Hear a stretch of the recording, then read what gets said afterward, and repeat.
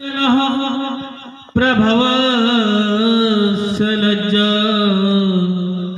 तां त्वां नतास्म परिपालय देवी वेशम् देवी प्रपन्नास्ति हरे प्रसीद प्रसीद मातर जगतोऽखिलस्य प्रसीद विश्वेश्वरि पाहि विश्वम् त्वमेश्वरि देवी चराचरस्य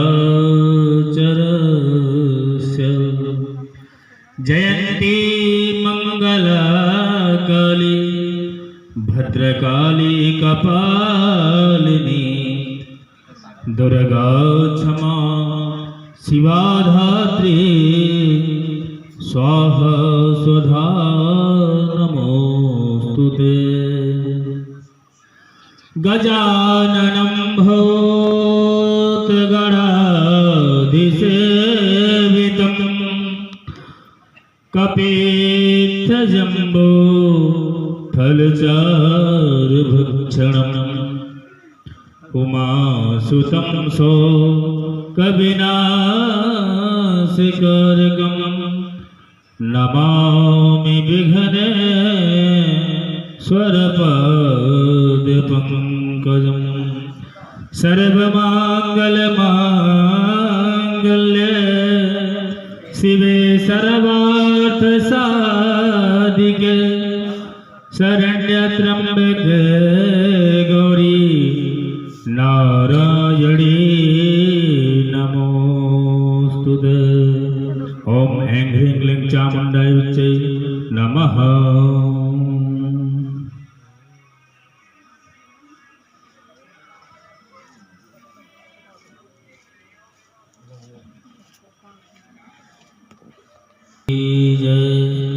आइए मन और वाणी को पवित्र करके माँ तारा रानी की कथा सुने।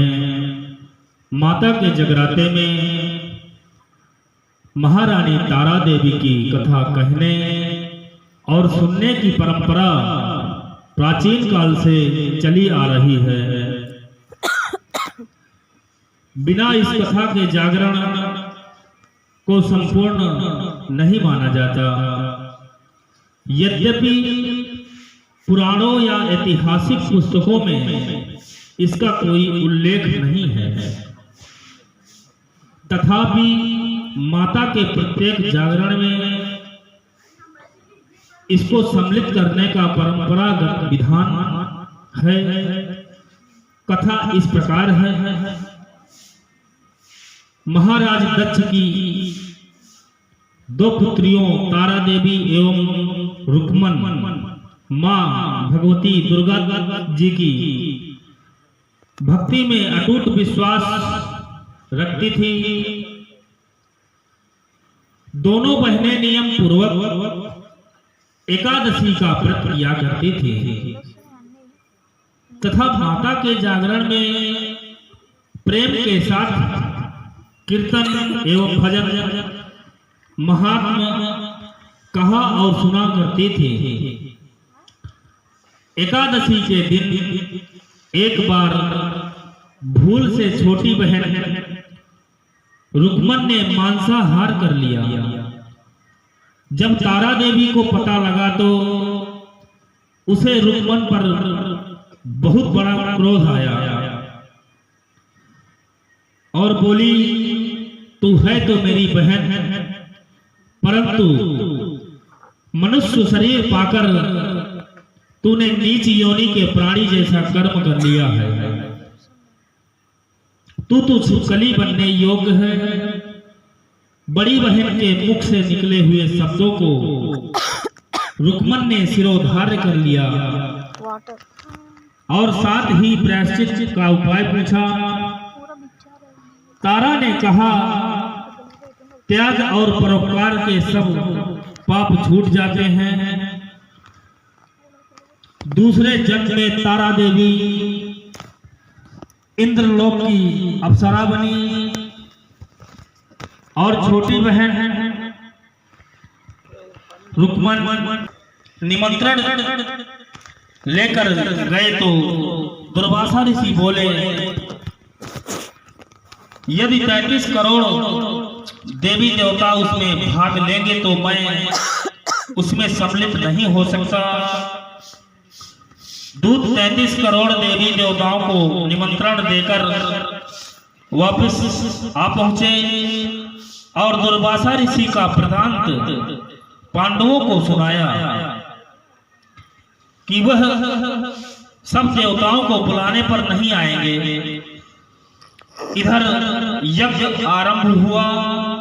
33 करोड़ देवी देवता यज्ञ में सम्मिलित हुए। उन्होंने दुर्वासा ऋषि जी को ना देखकर पांडवों ने पूछा कि ऋषि को क्यों नहीं बुलवाए। इस पर पांडवों ने बड़े ही भाव और नम्रता सहित उत्तर दिया कि उन्हें निमंत्रण भेजा था, परंतु वे अहंकार के कारण नहीं आए। यज्ञ में पूजन हवन आदि का कार्य परिपूर्ण हुआ। पूर्ण आहुति होने के बाद तत्पश्चात भोजन के लिए भंडारे की तैयारी होने लगी। दुर्वासा ऋषि ने जब देखा कि पांडवों ने उनकी उपेक्षा कर दी तो उन्होंने अत्यंत क्रोध करके पक्षी का रूप धारण कर लिया और चोंच में सर्प लेकर भंडारे में फेंक दिया, जिसका किसी को पता नहीं चला। वह सर्प खीर की कड़ाही में गिरकर छिप गया। एक छिपकली जो पिछले जन्म में तारा देवी की छोटी बहन थी तथा बहन के शब्दों को सिरोधार कर इस जन्म में छिपकली बनी, सर्प का भंडारे में गिरना देख रही थी। उसे त्याग व परोपकार की शिक्षा अब तक याद थी। वह भंडार घर की दीवार पर चिपकी समय की प्रतीक्षा कर रही थी। कई लोगों के प्राण बचाने हेतु उसने प्राण न्यौछावर कर देने का मन ही मन निश्चय किया। जब खीर भंडारे में दी जाने वाली थी तो सबकी आंखों के सामने वह छिपकली दीवार से कूदकर कढ़ाई में जा गिरी। निदान लोग छिपकली को बुरा भला कहने लगे। खीर की कढ़ाई में को खाली करने लगे। उस समय उन्होंने उसमें मरे हुए एक सांप को देखा। अब सबको मालूम हुआ कि छिपकली ने अपने प्राण देकर हम सबके प्राणों की रक्षा की है। इस प्रकार उपस्थित सभी सज्जनों और देवताओं ने उस छिपकली के लिए प्रार्थना किए कि उसे सब योनियों में से उत्तम मनुष्य जन्म प्राप्त हो तथा अंत में वह मोक्ष को प्राप्त करे। तीसरे जन्म में वह छिपकली राजा स्पर्श के घर कन्या बनी। दूसरी बहन तारा देवी ने फिर मनुष्य जन्म लेकर तारामती नाम से अयोध्या के प्रतापी राजा हरिश्चंद्र के साथ विवाह किया। राजा स्पर्श ने ज्योतिषियों से कन्या की कुंडली बनवाई। ज्योतिषियों ने राजा को बताया कि कन्या राजा के लिए हानिकारक सिद्ध होगी, सगुन ठीक नहीं है, अतः आप इसे मरवा दीजिए। राजा बोले, लड़की को मारने का पाप बहुत बड़ा होता है, मैं उस पाप का भागी नहीं बन सकता। जब ज्योतिषियों ने विचार करके राय दी, हे राजन, आप एक लकड़ी की संदूक में ऊपर से सोना चांदी आदि चढ़वा दें, फिर उस संदूक के भीतर लड़की को बंद करके बहती हुई किसी नदी में प्रवाहित कर दीजिए। सोने चांदी से जड़ा हुआ संदूक अवश्य ही कोई लालचवश ले लेगा और आपकी कन्या को भी पाल लेगा। आपको किसी प्रकार का पाप ना लगेगा। ऐसा ही किया गया और नदी में बहता हुआ संदूक काशी के समीप एक भंगी को दिखाई दिया। वह संदूक को नदी से बाहर निकाल लाए। उसने जब खोला तो सोने चांदी के अतिरिक्त अत्यंत रूपवान कन्या दिखाई दी। उस भंगी के कोई संतान नहीं थी। जब उसने अपनी पत्नी को वह कन्या लाकर दिए तो पत्नी की प्रसन्नता का ठिकाना ना रहा। उसने अपने संतान के समान बच्ची को छाती से लगा लिया। मां भगवती की कृपा से उसके स्तनों में दूध उतर आया। पति पत्नी दोनों ने प्रेम से कन्या का नाम रुक्को रख दिया। रुक्को की सास महाराजा हरिश्चंद्र के घर सफाई आदि का काम करने जाया करती थी। एक दिन वह बीमार पड़ गई। निदान रुक्को महाराज हरिश्चंद्र के घर काम करने के लिए पहुंच गई। महाराजा की पत्नी तारामती ने जब रुक्को को देखा तो वह अपने पूर्व जन्म के पुण्य से उसे पहचान गई। तब तारावती ने रुक्को से कहा, हे बहन, तुम मेरे पास निकट आकर बैठो। महारानी की बात सुनकर रुक्को बोली, रानी जी, मैं नीच जाति की हूँ, भंगिन हूँ, भला मैं आपके पास कैसे बैठ सकती हूँ। तब तारामती ने कहा, बहन, पूर्व जन्म में तुम मेरी सगी बहन थी। एकादशी का व्रत खंडित करने के कारण तुम्हें छिपकली की योनि में जाना पड़ा। जो होना था सो हो चुका है। अब तुम अपने इस जन्म को सुधारने का उपाय करो तथा मां भगवती वैष्णो माता की सेवा करके अपना जन्म सफल बनाओ। यह सुनकर रुक्को को बड़ी प्रसन्नता हुई और उसने उपाय पूछा। रानी ने बताया, मां वैष्णो सभी मनोरथों को पूरा करने वाली हैं।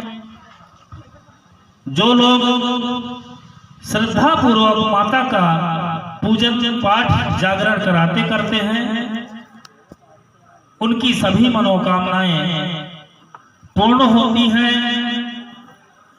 रुक्को ने प्रसन्न होकर माता की मनौती करते हुए कहा,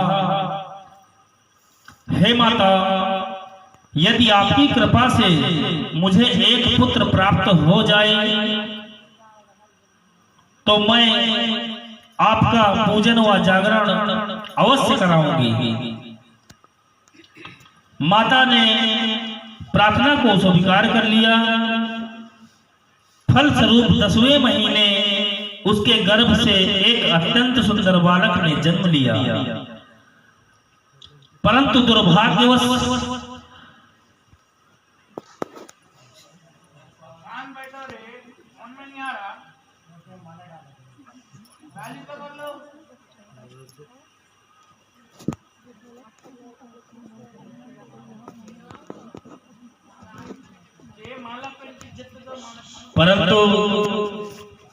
दुर्भाग्यवश रुक्को को माता का पूजन व जागरण कराने का ध्यान नहीं रहा।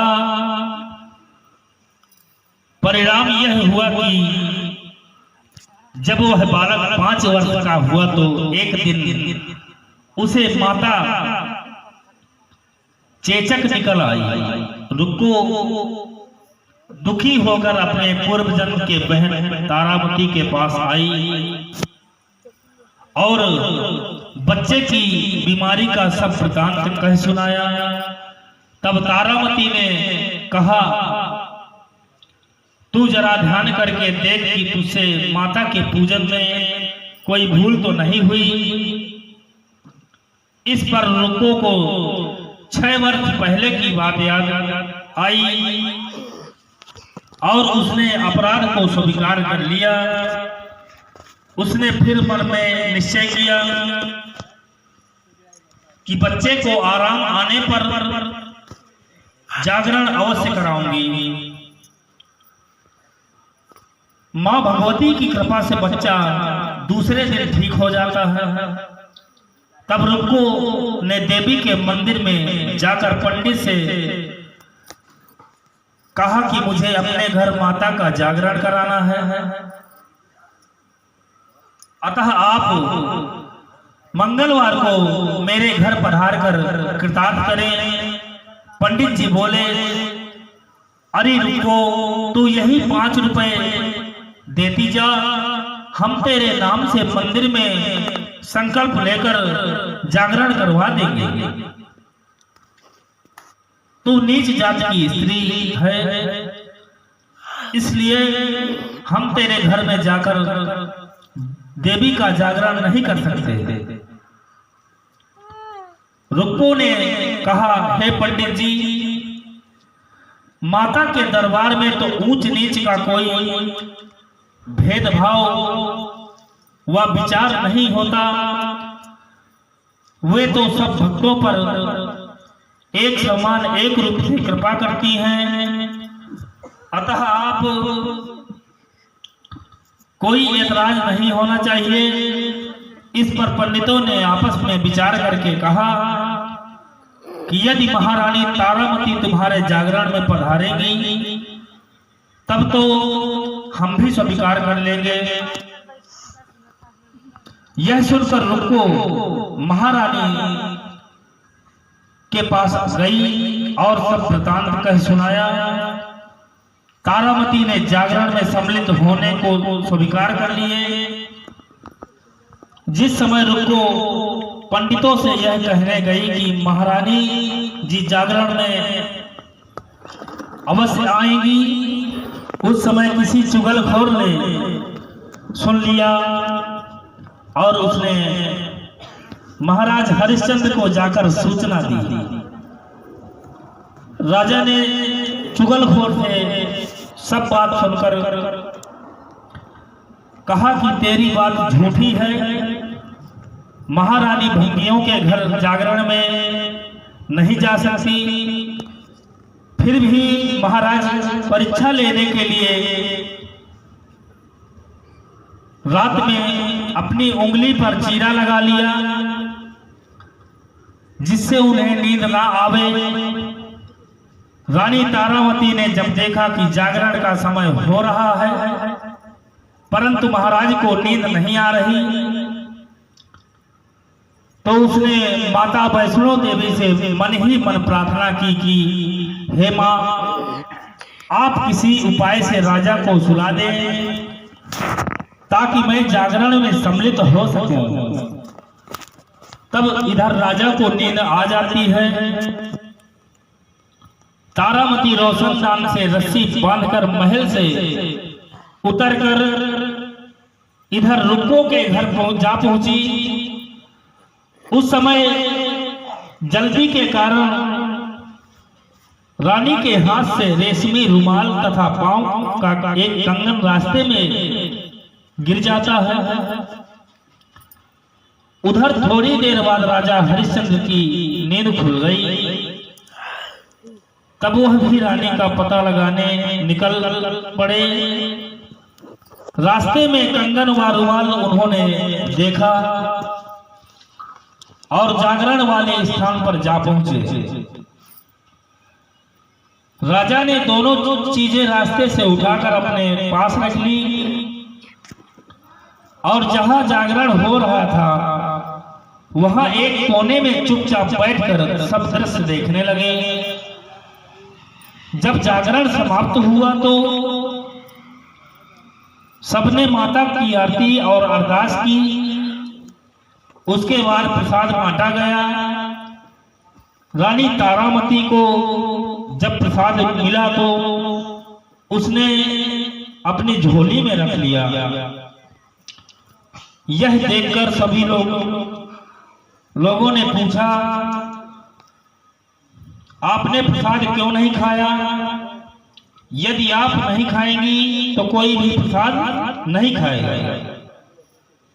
रानी बोली, तुमने जो प्रसाद दिया है वह मैंने महाराज के लिए रख लिया था।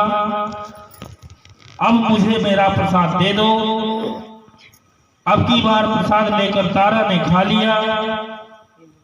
इसके बाद सभी भक्तों ने माता का प्रसाद खाया।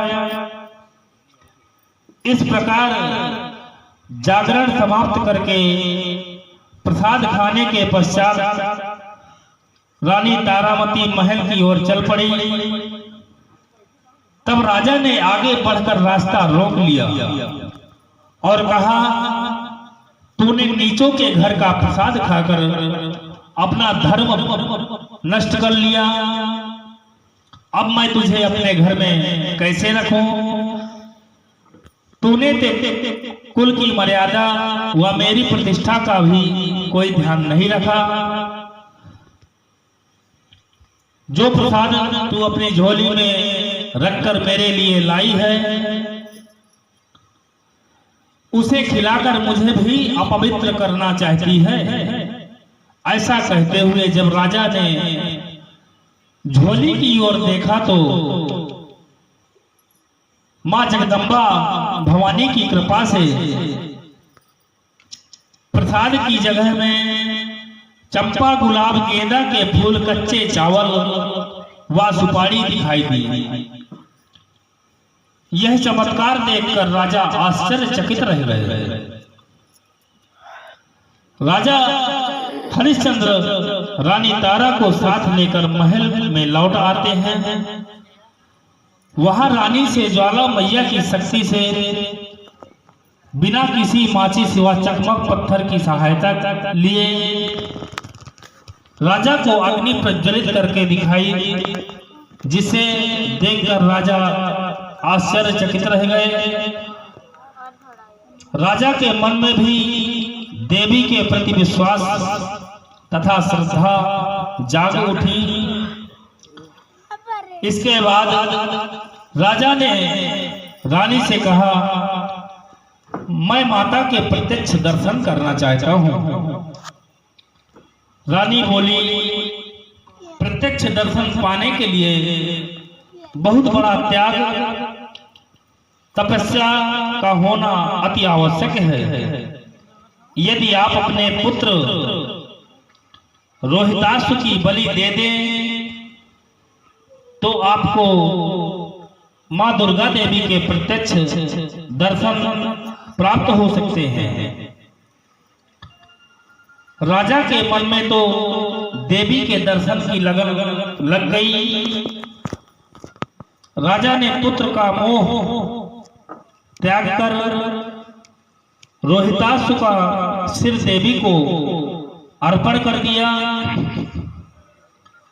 ऐसी सच्ची श्रद्धा एवं विश्वास देकर मां दुर्गा माता सिंह पर सवार होकर उसी समय वहां प्रकट हो जाती है और राजा हरिश्चंद्र दर्शन करके कृतार्थ हुए। मरा हुआ पुत्र भी जीवित हो गया। चमत्कार देखकर राजा हरिश्चंद्र गदगद हो गए। उन्होंने विधि पूर्वक माता का पूजन व जागरण करके अपराधों की क्षमा मांगी। इसके बाद सुखी रहने का आशीर्वाद देकर माता अंतर्ध्यान हो गई। राजा ने तारा रानी की भक्ति की प्रशंसा करते हुए कहा, हे तारा, मैं तुम्हारे आचरण से अति प्रसन्न हूँ। मेरे धन्य भाग जो तुम मुझे पत्नी रूप में मिली। इसके पश्चात राजा हरिश्चंद्र ने रानी तारा देवी की इच्छा अनुसार अयोध्यापुरी में माता का एक भव्य मंदिर तैयार करवा दिया। आयु पर्यंत सुख भोगने के पश्चात राजा हरिश्चंद्र, रानी तारा एवं रुक्मन भंगिन तीनों ही मनुष्य योनि से छूटकर देवलोक को प्राप्त हुए। माता के जागरण में तारा रानी की इस कथा को जो मनुष्य भक्ति भाव, श्रद्धा भाव से पढ़ता है या सुनता है, उनकी सभी मनोकामनाएं अवश्य पूर्ण होती हैं एवं सुख समृद्धि बढ़ती है, शत्रुओं का नाश होता है, रोग आदि से मुक्ति होती है। इस प्रकार से कथा के बिना जागरण पूरा नहीं माना जाता। बोल सच्चे दरबार की जय, अम्बे मात की जय, तुलजा भवानी